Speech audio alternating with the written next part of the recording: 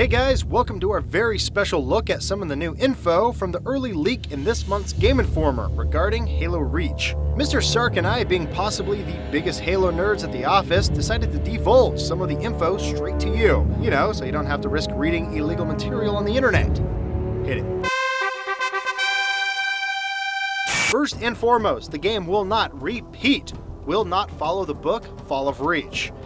This is a new story from an all-new perspective. In Halo Reach, you'll be taking control of a new character, a Spartan 3. That's right, not only are you not playing as the Master Chief, you aren't even from the same genetically modified gene pool. Spartan 3s were developed separately from the Master Chief's crew. They were cheaper to manufacture and therefore a lot more expendable. To find out more about those guys, check out the book Ghost of Onyx. Your squad will consist of 5 other Spartans, most of which are from the Spartan 3 program. From this trailer, we have identified the following. June 266, he's a sniper, in case you couldn't tell. Emil 239, also known as Scully. Kat, the first female Spartan we've met in a Halo game. The one from Dead or Alive 4 doesn't really count. Here we can see she has a mechanical arm, which actually plays into her backstory. George, the only Spartan 2 of the group who happens to be a heavy weapons guy. Carter, the bald guy who appears to be the leader. And finally, you, Noble 6, the silent playable character similar to that of the Chief, but probably more like the rookie from ODST. On the graphics side, we already know the game is looking good, but technically things have gotten a lot bigger and better. The new engine can rock over 40 AI on screen at one time, as opposed to Halo 3's 20. Not to mention, an additional 20 vehicles can be in the same area as well. Besides the new Falcon that we've already seen, civilian vehicles are also controllable. So remember those cars in Halo 2, 3, and ODST that you were technically bigger than?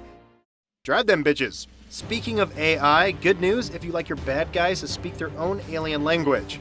The Covenant will finally be reverting to the Halo 1 days and speak only their native tongue. Another great addition is that of the Jackal Skirmishers. No longer just snipers or defensive shield types, Jackals will now swarm you in packs of 5, adding a whole new dynamic to an otherwise stale bad guy.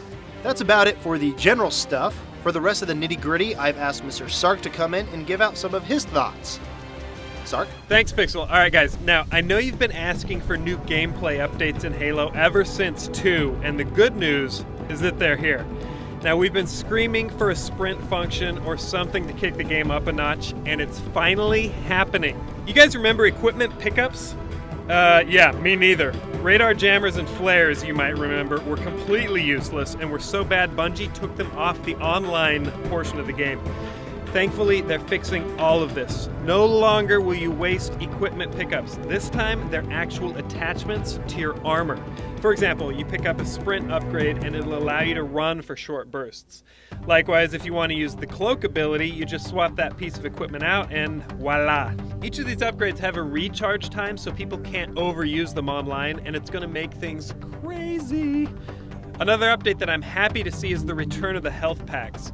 They worked well in ODST, and they're going to work here, I promise. Don't freak out.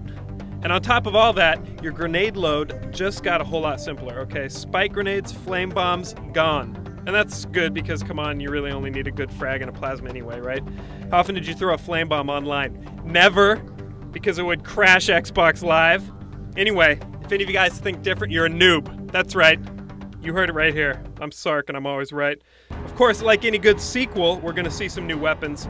We've got the one-shot DMR sniper, some updates on old favorites, and even a new Needler rifle. That's going to be awesome. The Needler needs to get pimped. But guns blazing isn't your only option. Oh no, Spartan 3's got a FIVA, and the only cure is more knife.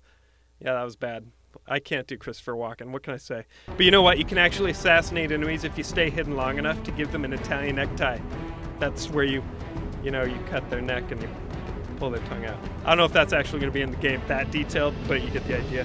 And finally, everything you MLG pros ever wanted is back. We're talking online, multiplayer, replays, Forge, even co-op for the single-player crowd. I mean, there's no doubt this is going to be a huge way for Bungie to say, hasta luego to the Halo franchise. Well everyone, that's about it for our first look at the latest info on Halo Reach. I want to give a very special thanks to Mr. Sark for coming on, and thank you, the viewer, for watching. Hopefully you old school Inside Halo fans got a kick out of this. Be sure to follow us on Twitter, and we'll see you again next week.